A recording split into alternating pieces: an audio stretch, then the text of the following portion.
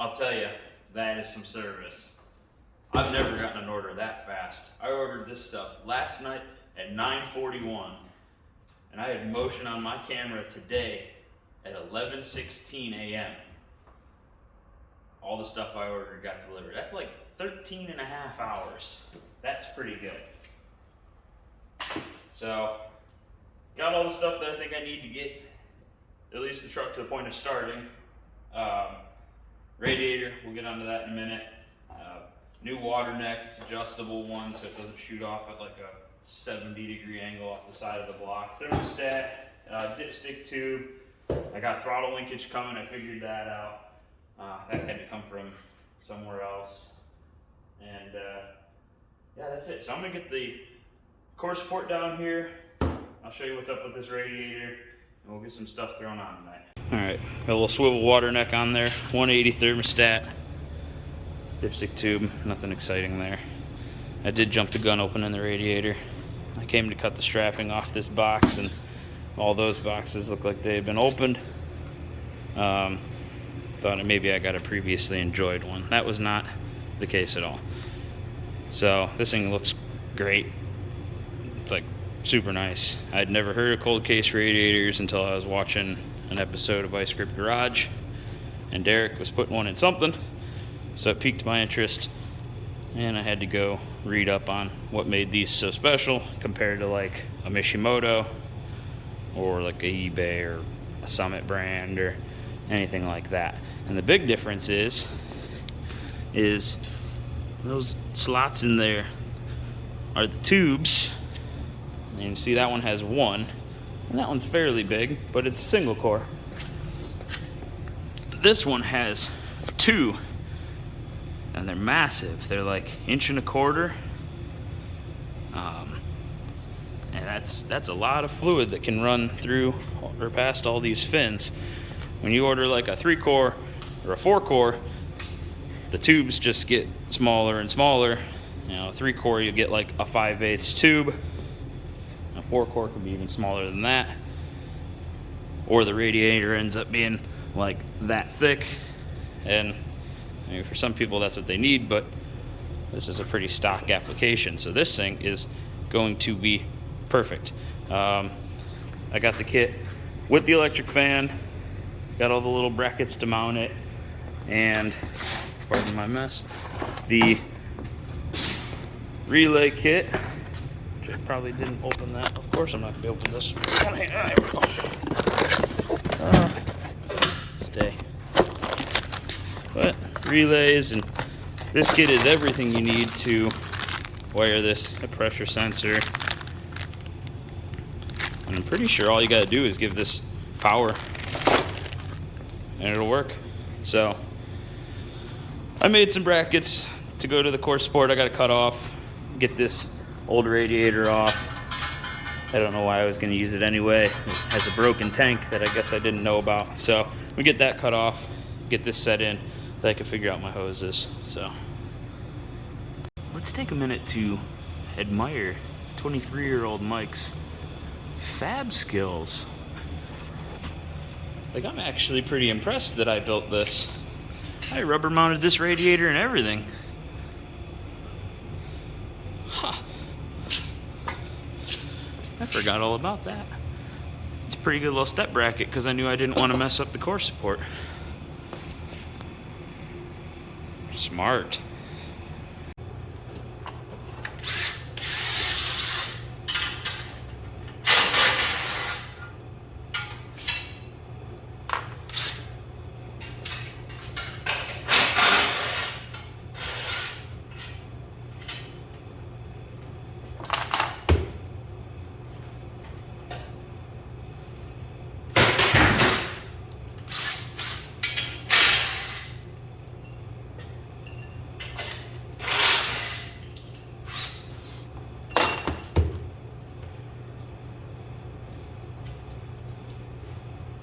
Safety first, kids. You don't want a one-armed Russian woman to be picking stuff out of your eye. I know from experience.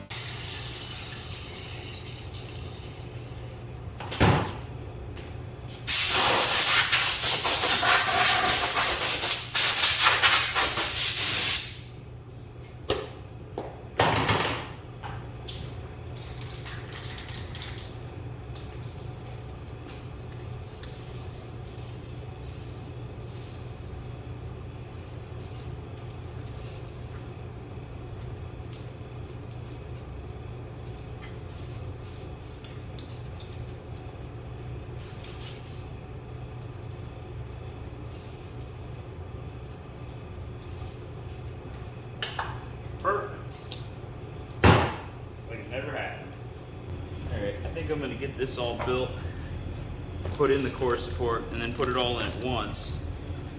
Because that seems like the best way to have the most expensive stuff just teetering on 2 bolts. So, well, that is satisfying there.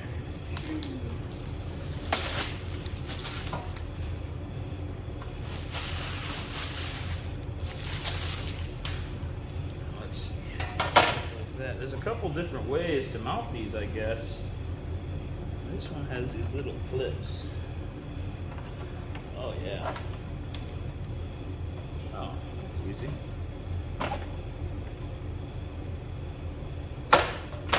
How simple is that?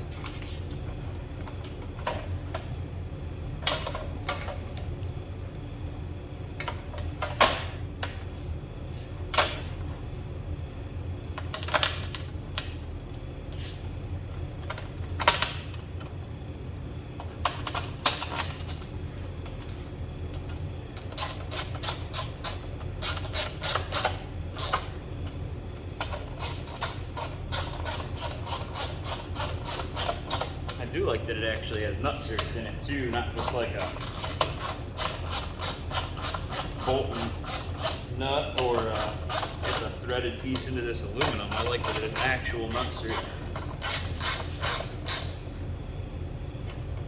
I like to see more companies starting to use nut certs too, or riv nut or whatever people like to call them. I call them nut certs. I use them a lot in restorations, trying to hide bolts so there's not like a nut hanging on the back of stuff. So, nice. Maybe. Oh yeah. Side 2. No. Yes. No. Yes. Oh, too far.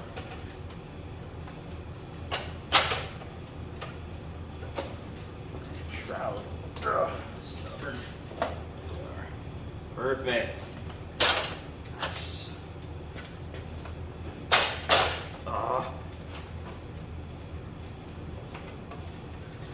It's just the chronicles of me struggling. Ain't the name of my shop. Chronicles of an ape struggling to do simple things.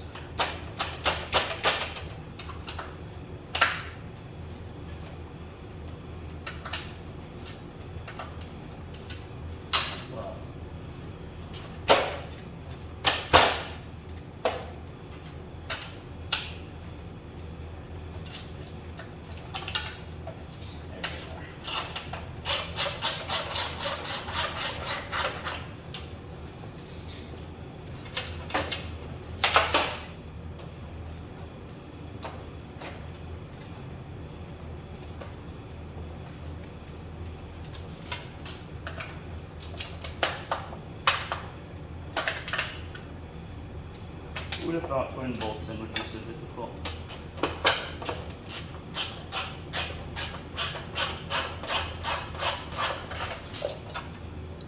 My heater duct is like directly above my head too, so I'm starting to get toasty.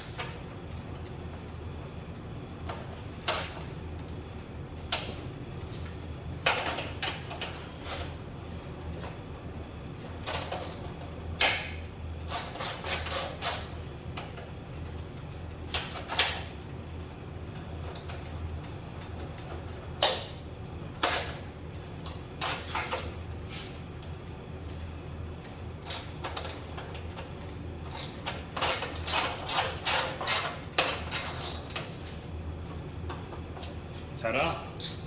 That was pretty painless.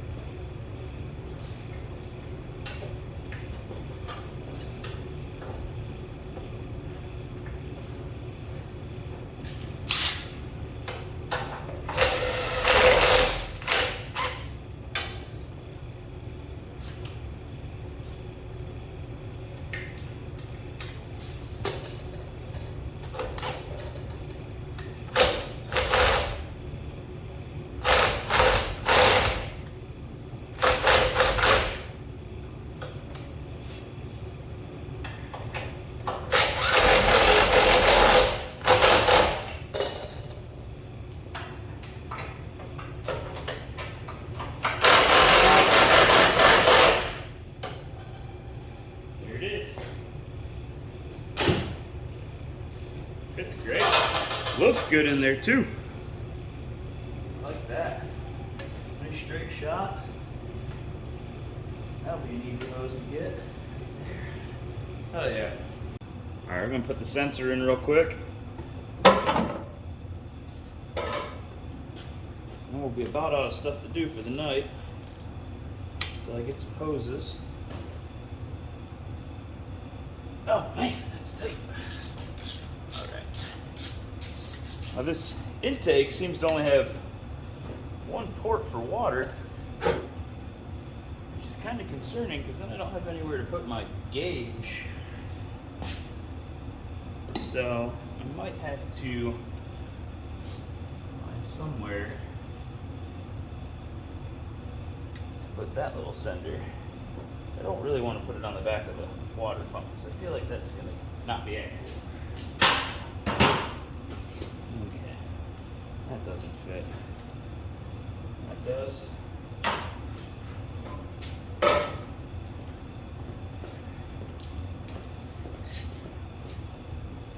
I know somebody's going to yell at me for using Teflon tape, but I'll tell you what, I don't care.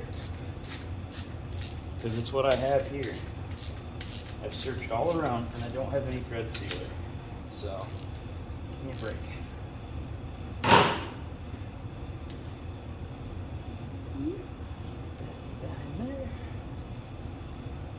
Mint.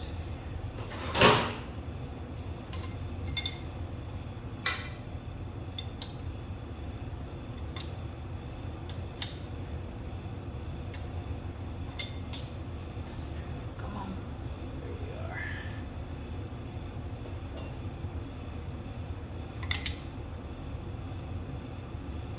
Nice. Seems like that. It's gonna work. So, the radiator was the last big expense before I could fire this thing over for the first time. Kind of been putting it off because I was super anxious about firing this. But, I mean, the time is getting close. So I'm gonna get some hoses. Throttle linkage should show up hopefully within the week. I gotta run a fuel line from the pump. I'm just gonna jerry can it off of a gas can. And I gotta put an oil pressure sensor in it and a coolant temp sender in it just so I can monitor everything. And then I'm just gonna build a little hot wiring harness for it so we can run it. Hackles are up. Just thinking about it. This has been a long time and a lot of money and a lot of stress, especially because I don't really know what I'm doing and I'm hoping for the best. So once all that stuff shows up, it'll be time to fire it. So until then, thanks for watching.